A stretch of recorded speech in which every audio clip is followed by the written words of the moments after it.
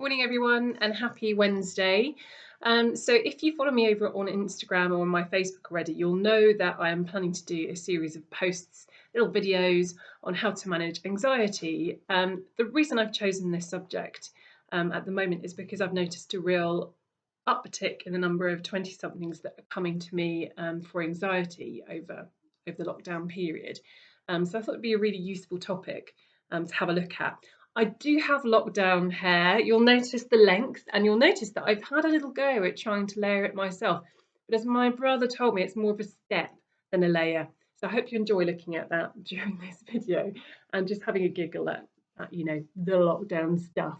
So where I'm starting with anxieties is that I'm actually starting with the idea that you need to firstly embrace it. A lot of clients will come and they'll say, I want to eradicate it. I want my anxiety to be zero. And I'm very quick to point out that that's not realistic. You need your anxiety, you need your fear. Those things are survival aspects of being human. If we didn't have our fear and our anxiety, we'd be extinct a long time ago. You need your fear, you need your anxiety to survive on a daily basis. It's what alerts you to things that are dangerous, truly dangerous. So don't look to eradicate it, instead embrace it. The first step in embracing your anxiety is actually to learn about it.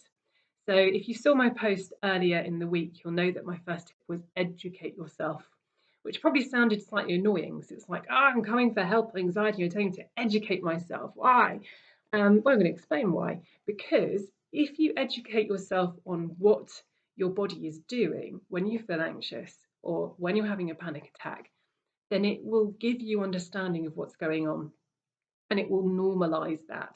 What do I mean like that? Well, one of the things I hear quite often is, oh, it feels terrible. My chest starts tightening, or I get dizzy, or I feel sick and nauseous.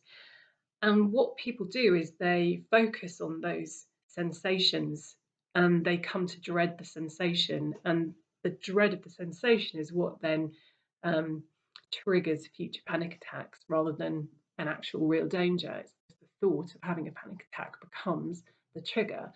Um, Also, they kind of avoid things because they don't want to feel those things. But if you actually go and you educate yourself and you find out, well, what is my body doing during those moments, then you will think, oh, okay, I feel that sensation of my stomach going, bleh, which is an actual technical term, bleh. It's a counselly term for anxiety, all right? So when you hear that bleh, or hear it, feel it in your stomach, um, you'll be able to say, oh, okay, I think I'm feeling anxious. I obviously think there's a threat around here because my body is trying to do something for me in this moment. Now, there are two resources that you can use for this. One I always recommend to my clients is this book. It is a Bible. It's better than the Bible. Don't say I said that. It is better than the Bible because it explains really, really clearly what is going on in your body when you feel anxious. The circuitry, if you like, that's involved. It explains all of the neurology behind it and in a really, really accessible way. And it's accessible on audiobook as well if you're not a page turning type of reader. The other thing I would recommend to clients who come to me in the first instance is that you look at a sheet of the symptoms that come with anxiety, such as the sweaty palms, such as the nausea or the blah, or the dizziness and the loss of kind of good sight. Your sight can sometimes go blurry, and you look at what is really happening inside your body that creates those sensations. So a good place to go for that is the website Get Self Help. And if you just type in get self help anxiety resource, loads will pop up, and you can just select the ones that talks about what is going on in your body at that time. So, an example that I can give you is that blah feeling that I just love to keep referencing.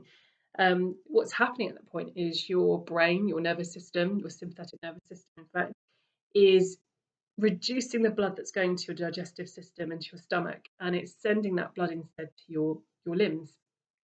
Why is it doing that? Well, because if you are in danger of death or injury, something that might thwart your survival, then digestion at that point isn't important. So digesting what's in your stomach, not an important thing to do at that time.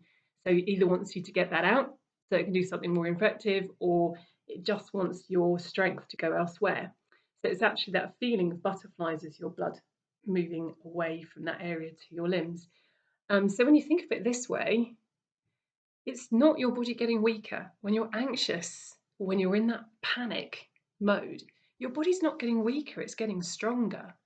So it actually shoots a hole in that myth that people think they're going to, they feel like they're going to die. You're not going to die, because that's not what your body wants to do. It wants to survive, and that's what it's trying to help you to do. So actually starting with that education and actually going out and sort of saying, well, what is my body doing in that moment and at that time, um, is going to kind of make you feel very much more able to manage your anxiety and much more able to notice it when it's happening than if you didn't know anything about it.